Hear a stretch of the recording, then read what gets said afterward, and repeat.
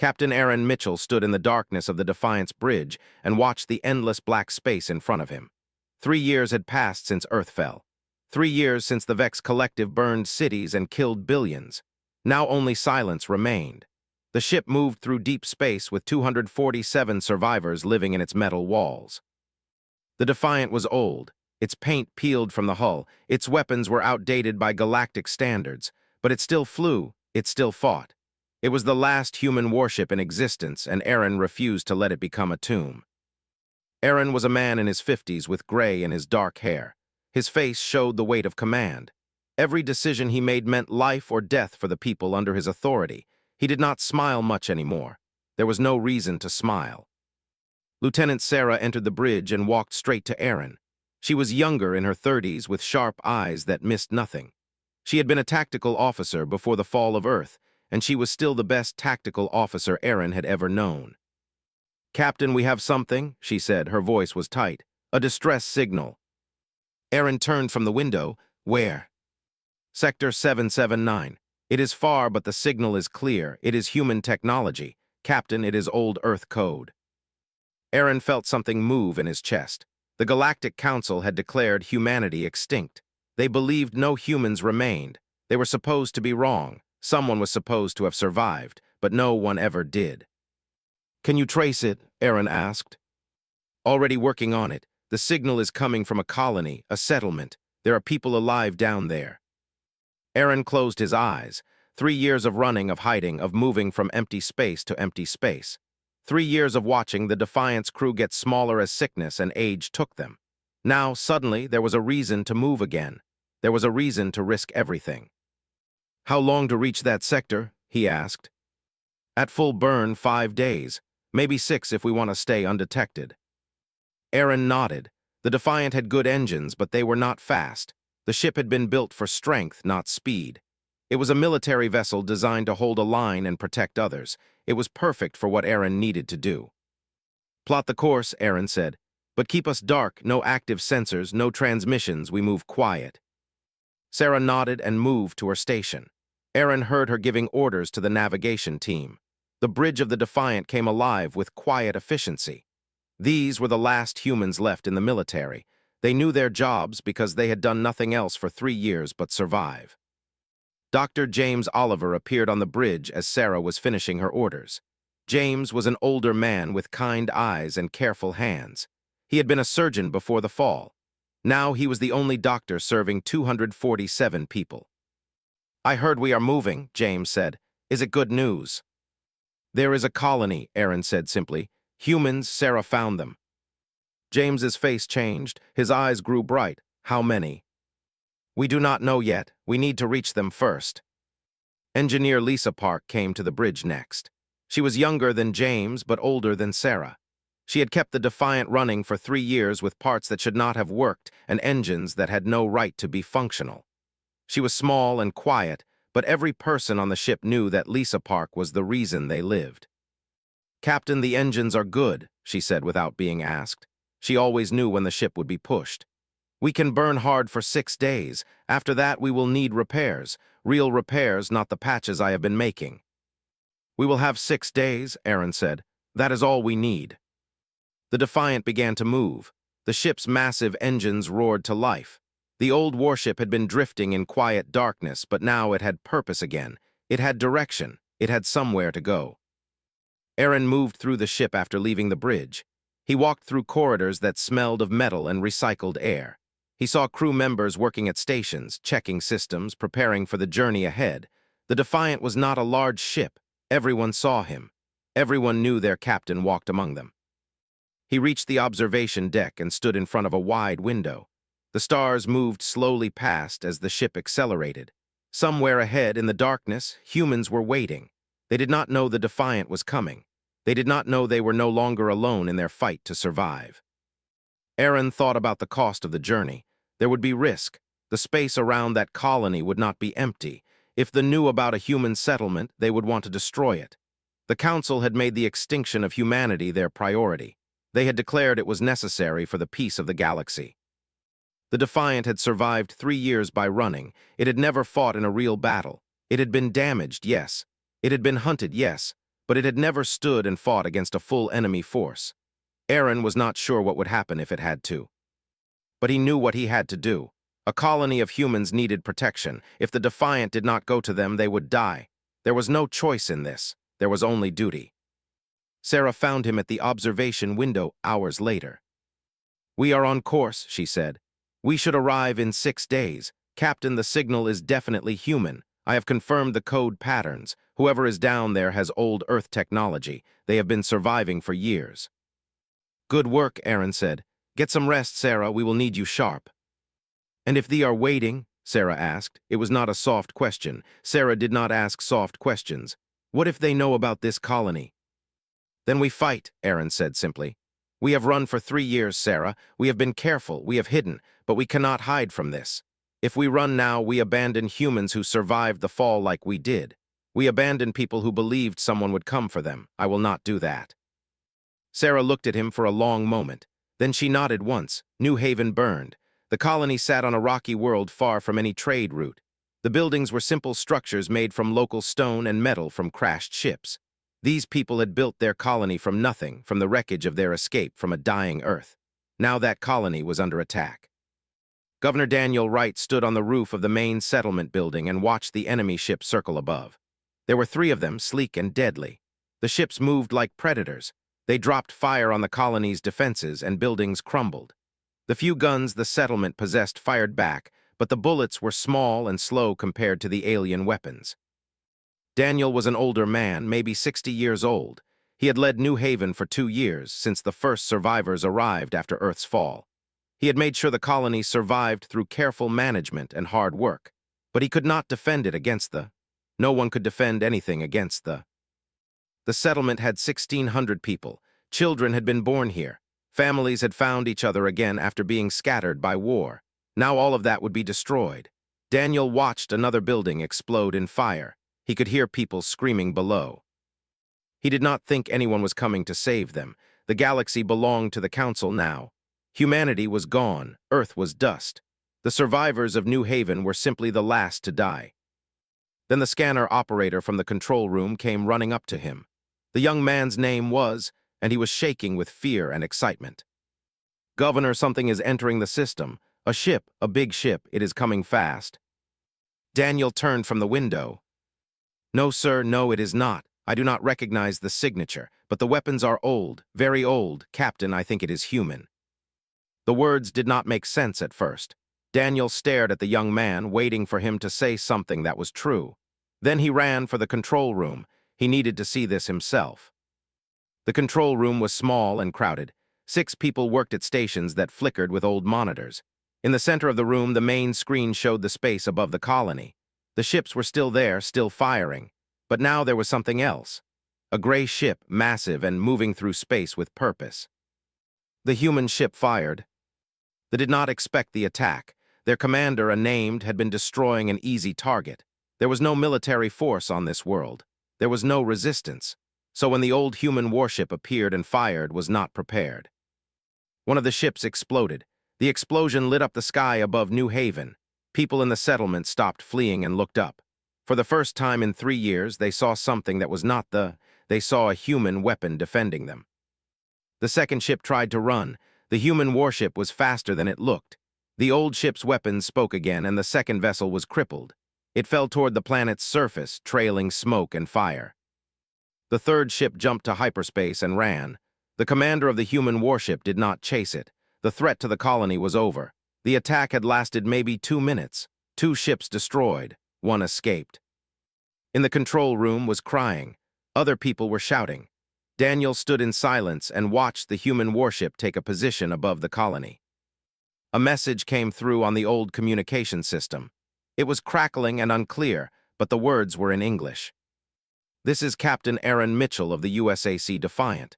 New Haven, you are under the protection of the United States Armed Corps. Stand down your defenses. We are here to help." English, the language of Earth, the language of home. Daniel's voice shook when he answered. "This is Governor Daniel Wright of New Haven. We receive you, Captain. Thank you, thank you. We were going to die." "Not today," Aaron's voice said. "My crew is sending down shuttles. We will begin evacuation immediately. Get your people ready to move. We do not have much time. The shuttles came down fast. They landed on the flat ground between the buildings. The people of New Haven moved toward them like a wave. Families with children, old people who had thought they would die on this alien world, young people who had never known Earth but had heard stories of it. All of them wanted to leave. All of them wanted to be safe. The shuttles lifted off, full of people, and climbed back toward the warship. More shuttles came down. More people left. In the colony's control room, Daniel made sure the evacuation data was secured. He saved the records of New Haven. Someone needed to remember the colony had existed. As the last shuttle prepared to leave, Daniel stood in the building that had been his home for 2 years. He looked around at the walls made from stone and metal. He looked at the places where families had lived. He looked at the school where children had learned. All of it would be abandoned. But the people would live. That was what mattered. The Defiant had arrived in time. When Daniel reached the Defiant, Aaron was waiting in the landing bay. The captain was gray-haired and tired, but his eyes were clear. He shook Daniel's hand firmly. "Welcome aboard the Defiant, Governor," Aaron said. "Your people are safe now. My medical officer is checking everyone. My engineer is making sure we have enough supplies. You are no longer alone." Daniel looked around the ship. It was old. The metal showed the wear of years in space, but it was human. Everything about it was human. The design, the language on the walls, the people working in the corridors. "How many ships do you have?" Daniel asked. "How many are coming to help?" Aaron's expression did not change. "This is the only one. The Defiant is all that is left, but we have you now. We have New Haven, and that is what matters." Daniel understood then. The Defiant was alone. Just one ship against the entire fleet. One ship carrying all of humanity's hope. "There will be more coming," Daniel said. "They will not accept that they lost ships to humans. The Council has declared us extinct. We cannot be allowed to exist." "Then we will defend you," Aaron said simply. "That is what the Defiant does now. It defends humans, no matter what comes." From the bridge, Sarah watched the space around the colony. She saw the signal of the escaped ship moving away at high speed. She knew where that ship was going. It was going to report. It was going to tell that humans still fought. She pressed the communication button. "Captain, the enemy is running, but they will send reinforcements. We need to move." "Understood," Aaron's voice came back. "Begin evacuation. Lisa, I need those engines at full burn." The Defiant lifted away from the planet. Behind it, New Haven fell back. The colony on the surface was empty now. The buildings would be dust soon, but the people were alive. That was the only victory that mattered. As the Defiant jumped to hyperspace, Sarah looked at the data on her screen. The fleet would be here in 3 days. It would be a much larger force than the small attack force that had just been defeated. The Defiant would have to fight again. But this time there would be people to protect. This time there was a reason to stand and fight. Station had been abandoned for 15 years. It was an old mining facility, a collection of metal structures attached to a large asteroid. The station had no weapons and no defenses, but it had something Aaron needed: location. It sat at a point in space where they would have to pass to reach the Defiant's escape route. Aaron made the decision to fight here, not because he wanted to fight, but because he needed time. The Defiant's shuttles had brought 1,600 people from New Haven aboard the warship. The ship was overcrowded. The life support systems were working too hard. People were sick and exhausted. Aaron needed 3 days to get everyone to a safe location. He needed to buy that time. Sarah worked without sleep for 18 hours, turning station into a defensive position. The engineer team cut into the station's structure and installed old weapons systems that had been stored in the Defiant's cargo bay. These were backup weapons, salvaged from destroyed Earth ships. They were not modern, but they worked. Lisa Park led teams onto the station to prepare the ship's engines for maximum output. The Defiant would stay near the station, using it as a shield and a weapons platform. But the ship also needed to be ready to run if the battle turned wrong. Dr. James Oliver set up a medical station in the deepest part of station. He had his surgical equipment and medicines. He had prepared for this day. He knew that when the fighting started, there would be wounded people. There would be people dying. He was ready to do everything he could to save them. The fleet arrived in the system 12 hours earlier than Aaron expected. The sensors on the Defiant detected them as they dropped out of hyperspace. There were 9 ships, 9 warships led by Commander. Was a warrior who had fought in 100 battles. He had never lost. He had never faced serious resistance. They were the strongest military force in the galaxy. The Council had made commander of this fleet because he was the best warrior they had. He would crush whatever was left of the humans and be done with his work. The message came from ship to the Defiant. The words were in human language, transmitted from an old translation system. Human vessel, you have attacked the collective. You have destroyed ships. This is an act of war against the Council. You will surrender immediately, or you will be destroyed. Aaron sat in the captain's chair on the bridge and did not respond. He did not have time for conversation. He pressed the communication button and spoke to his crew. All hands, this is the captain. We are about to enter combat. This is what we have prepared for. This is what we have trained for. We are the last humans in this galaxy with a voice. We are going to make sure that voice is heard, close all bulkheads, battle stations. The Defiant's crew moved. They had prepared for this moment. Everyone knew their job. Sarah sat at the tactical station, her hands moving across the controls with speed and precision. She had been planning weapons placements and firing patterns since they arrived at station. The battle started when they opened fire. Laser weapons and projectiles came at the Defiant and the station. The impacts lit up the space in bright flashes of light. The Defiant's shields took the first volley. They held. Sarah had prepared for this. "Return fire," Aaron said. His voice was calm. He was a captain in battle now. Everything else in the world fell away. The Defiant's weapons opened up. The ship was old, but it was built to fight.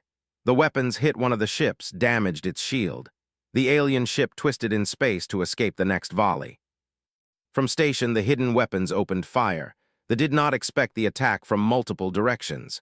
One of their ships took a direct hit from a station weapon. The shield flared bright blue, then failed. The next shot hit the hull. Realized he was not fighting a helpless ship. He was fighting a military force with training and coordination. The human warship moved with purpose. Its weapons fired with accuracy. The station provided secondary firepower. This was not the easy victory had expected. "All ships attack formation," commanded. "Concentrate on the primary target, destroy the human warship." The ships moved into a formation and pressed their attack. The Defiant was hit repeatedly. The shields flashed and weakened. Lisa Park's voice came over the communication system. She was in the engineering compartment, working to keep the power flowing to the weapons. "Captain, shield generators are failing. I am rerouting power from the environmental systems. We can keep weapons online, but we are losing life support in sections 2 through 5. "Do it," Aaron said. "Seal those sections, get people away from those areas." The Defiant shuddered as another volley hit. The lights on the bridge flickered. Sarah's station sparked, but she did not leave. She kept firing. She kept calling out targeting information. "Hit to the starboard shield. Concentration increasing on the port side. Captain, they are trying to break through on the left." Aaron pressed the communication to all gunners. "Port side weapons, concentrate on the incoming fire. I need those shields to hold." What happened next was pure instinct from a captain who had studied space combat his entire military life. Aaron saw the pattern in the attack. They were pushing hard on the left side, trying to break the shield. If the shield failed, the Defiant would be vulnerable. So Aaron did something unexpected. He pushed the Defiant directly at the flagship. "All engines full forward," Aaron commanded. "Lisa, give me everything." The Defiant accelerated into the formation. The alien commander was shocked by the move. A warship did not charge at 9 enemy vessels. It was suicide. But Aaron was not charging blindly. As the Defiant moved forward, the angle of the formation changed. The pressure on the left shield eased. The alien ships had to scatter to avoid collision with the aggressive human warship. "Now," Aaron said quietly, "fire everything." The Defiant's weapons struck through the gap in the line. The beam caught flagship directly. The alien commander's shield failed. The beam hit the hull. The ship lost power and began to drift. Sarah watched the formation break apart. The surprise had worked. For the first time, the human ship had the advantage. But the victory was short. The Defiant had accelerated deep into the formation, and now other ships were attacking from multiple angles. The warship took heavy fire. Alarms sounded on the bridge. "Shields failing," Sarah reported. "We have hits on the forward hull. Medical bay is reporting casualties. We have people hurt." In the medical station at station, Dr. James Oliver moved from patient to patient. The wounded were coming in fast. Crew members with burns, people with broken bones. One crew member had a piece of metal through her shoulder. James worked without emotion. He did his job. He saved lives. Aaron made another difficult decision. The Defiant could not take much more damage, but if he retreated now, they would pursue. He would have to run with 1,600 civilians aboard and damaged engines. Sarah, target the second largest ship. Hit them with everything we have left. The Defiant's remaining weapons fired together. The ship took the full impact. It exploded in a burst of light and fire. Another enemy eliminated. But now they were angry. Still aboard his damaged flagship, ordered a ramming attack. The alien commander decided that if he could not destroy the human ship with weapons, he would destroy it by ramming, even if it meant his own death. Lisa Park saw the reading on her instruments.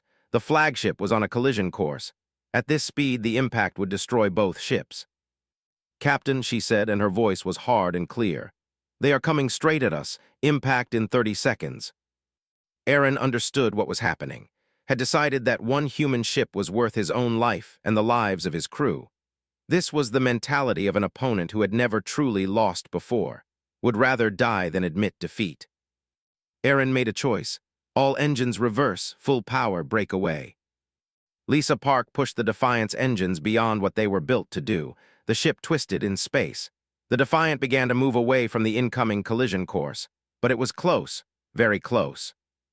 The flagship passed within meters of the Defiant, so close that Aaron could see the damage on the alien ship's hull, so close that the force of the passing ships shook both vessels.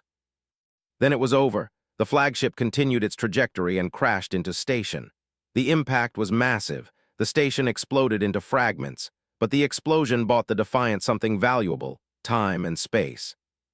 The remaining ships pulled back. They did not run away completely, but they from close combat. 5 ships had been destroyed or disabled, 4 remained, and the human warship had survived.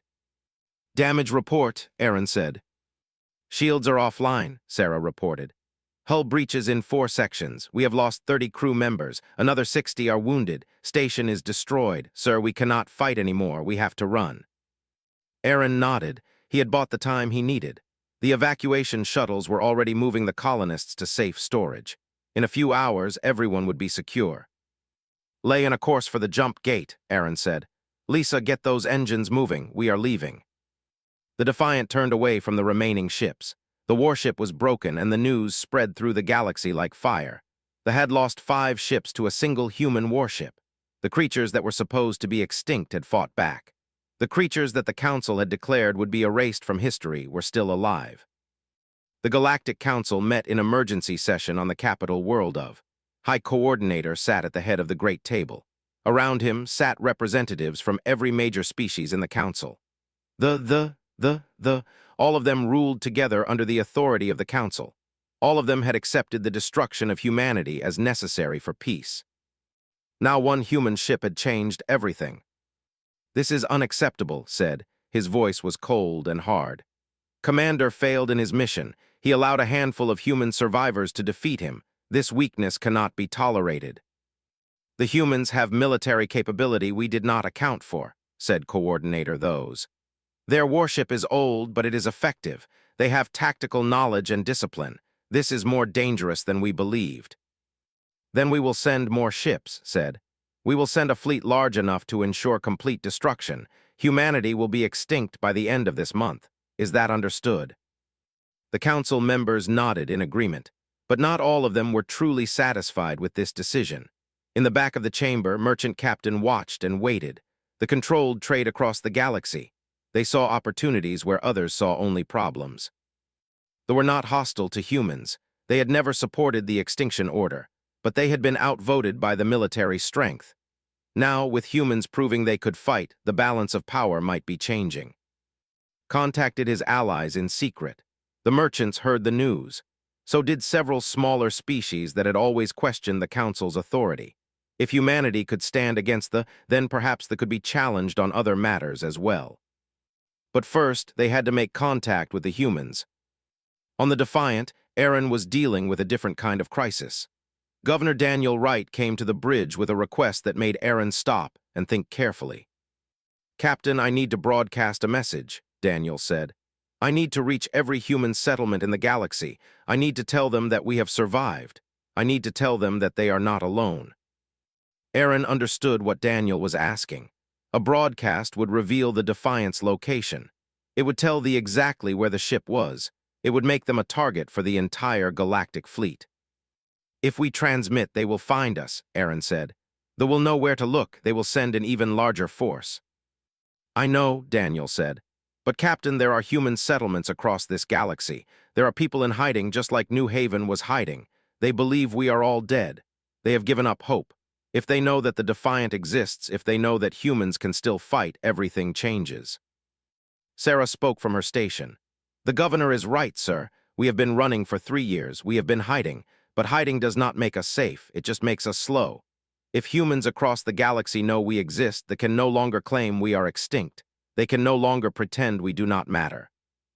Aaron looked at both of them. He understood the logic. He understood the courage it would take to broadcast. He also understood the danger. Do it, he said finally.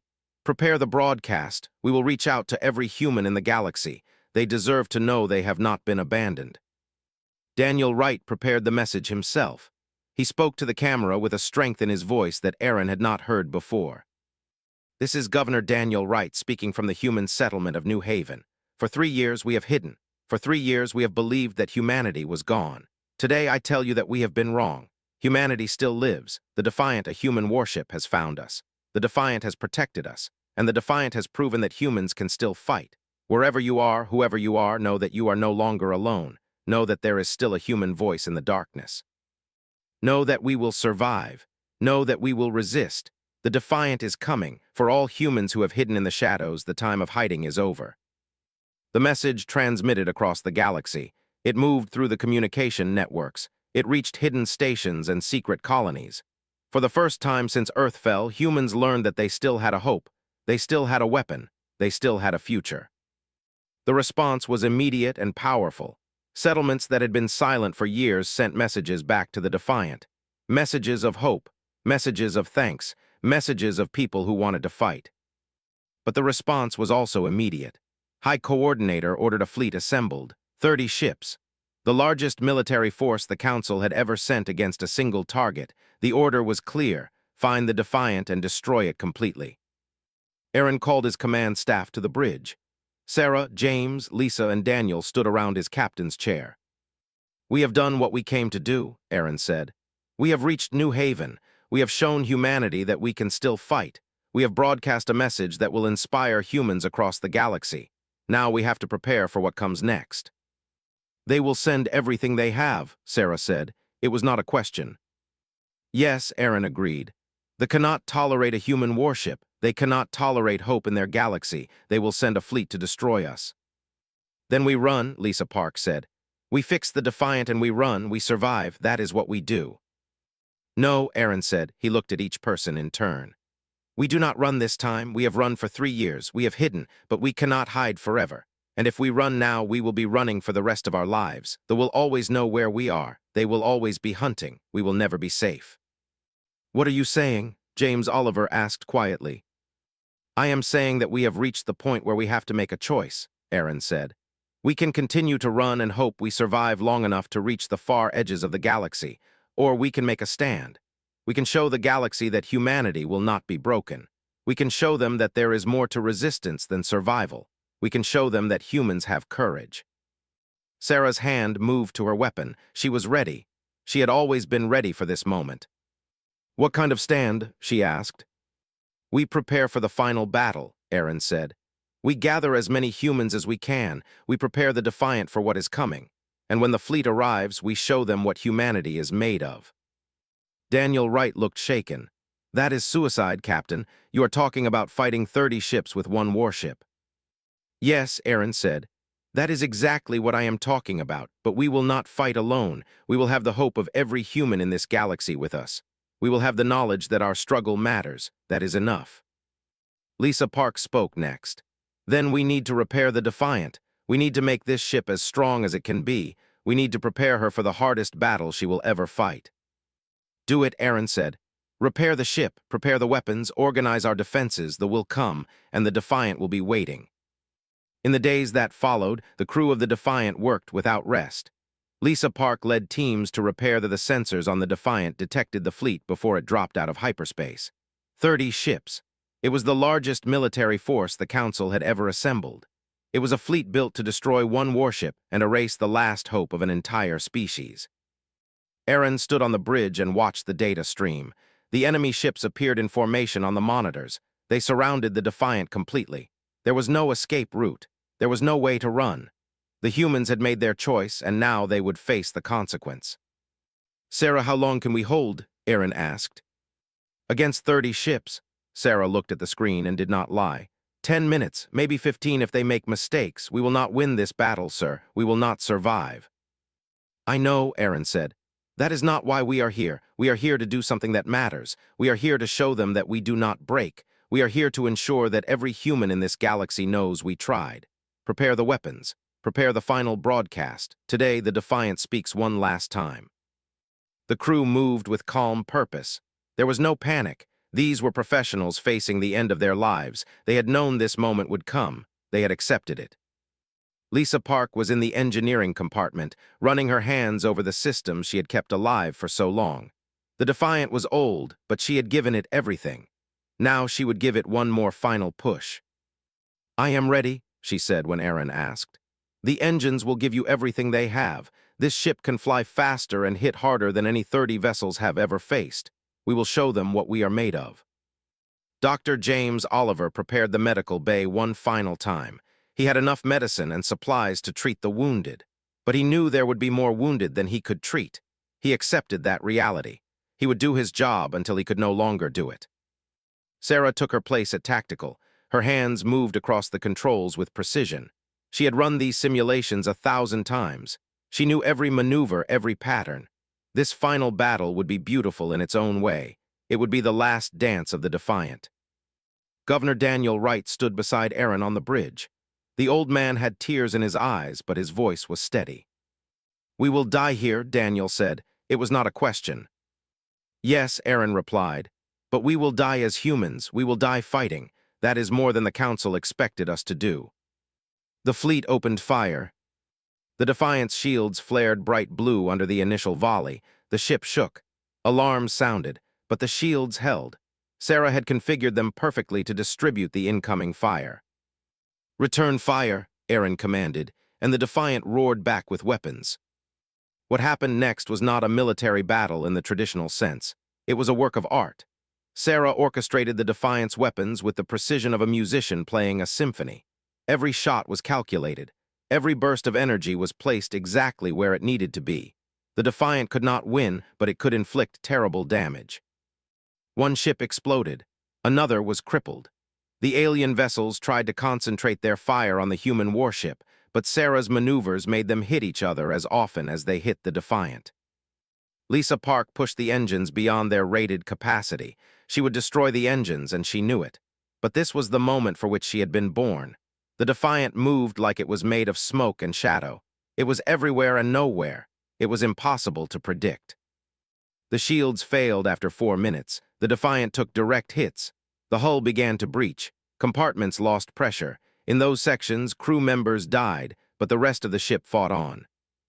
Aaron stood in his captain's chair and watched his ship die with pride.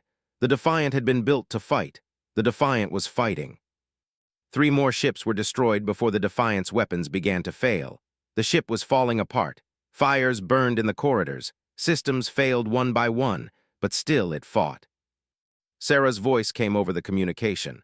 "Captain, I cannot maintain fire. Weapons are offline. Engines are failing. We have maybe 2 minutes before the ship is beyond control."